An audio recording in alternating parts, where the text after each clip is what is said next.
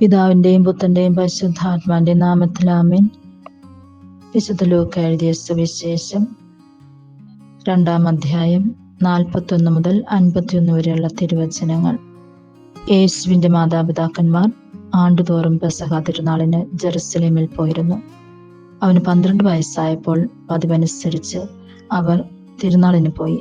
തിരുനാൾ കഴിഞ്ഞ് അവർ മടങ്ങിപ്പോന്നു. എന്നാൽ ബാലനായ യേശു ജെറുസലേമിൽ തങ്ങി. മാതാപിതാക്കന്മാർ അത് അറിഞ്ഞില്ല. അവർ യാത്രാസംഘത്തിന്റെ കൂടെ കാണുമെന്ന് വിചാരിച്ച് അവർ ഒരു ദിവസത്തെ വഴി പിന്നിട്ടു. ബന്ധുക്കളുടെയും പരിചാരകരുടെയും ഇടയിൽ അന്വേഷിച്ചിട്ട് കാണായകയാൽ യേശുവിനെ തിരക്കി അവർ ജെറുസലേമിലേക്ക് തിരിച്ചുപോയി. 3 ദിവസങ്ങൾക്ക് ശേഷം അവർ അവനെ ദേവാലയത്തിൽ കണ്ടെത്തി. അവൻ വധ്യാന്മാരുടെ ഇടയിലിരുന്ന് അവർ പറയുന്നത് കേൾക്കുകയും അവരോട് ചോദ്യങ്ങൾ ചോദിക്കുകയും ചെയ്യുകയായിരുന്നു. കേട്ടവരെല്ലാം അവന്റെ ബുദ്ധിശക്തിയിലും മറുപടികളിലും അത്ഭുതപ്പെട്ടു. അവനെ കണ്ടപ്പോൾ മാതാപിതാക്കന്മാർ വിസ്മയിച്ചു. അവന്റെ അമ്മ അവനോട് പറഞ്ഞു, "മകനെ, നീ ഞങ്ങളോട് ഇങ്ങനെ ചെയ്തതെന്ത്? നിന്റെ പിതാവും ഞാനും ഉത്കണ്ഠയോടെ നിന്നെ അന്വേഷിക്കുകയായിരുന്നു."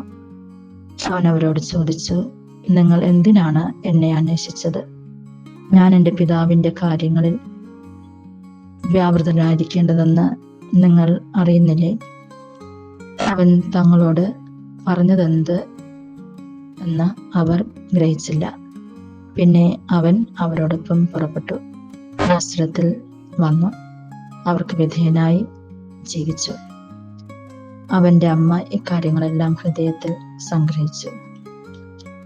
ഇന്ന് തിരുസഭ പരിശുദ്ധ കന്യകാമറിയത്തിന്റെ വിമല ഹൃദയ തിരുനാൾ ആഘോഷിക്കുന്നു.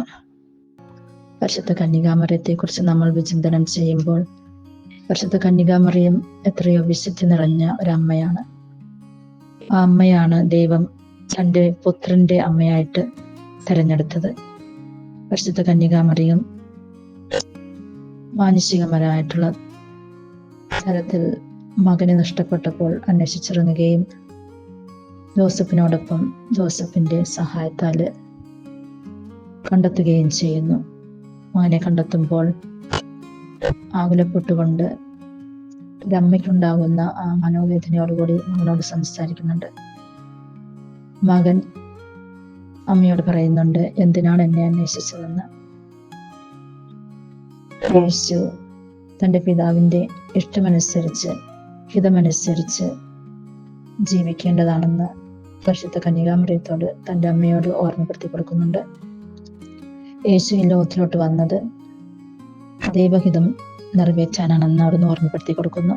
പരിശുദ്ധ കന്യകാമറിയം മാലാഹ പറഞ്ഞ കാര്യങ്ങളൊക്കെയും മനസ്സിൽ ധ്യാനിച്ചതുപോലെ യേശു പറഞ്ഞ കാര്യങ്ങളും ഒക്കെയും മനസ്സിൽ ധ്യാനത്തിനായിട്ട് വെക്കുന്നുണ്ട്.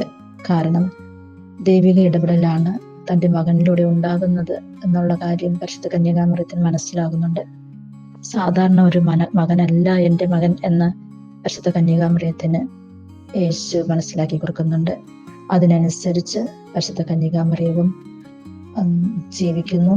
മകനോടൊപ്പം മകന്റെ സുഖദുഃഖങ്ങളിലൊക്കെയും പങ്കുകാരായിക്കൊണ്ട് നീങ്ങുന്നുണ്ട്, ജീവിക്കുന്നുണ്ട്. മറ്റുള്ളവർക്ക് നല്ല മാതൃകയും കാണിച്ചു കൊടുക്കുന്നുണ്ട്.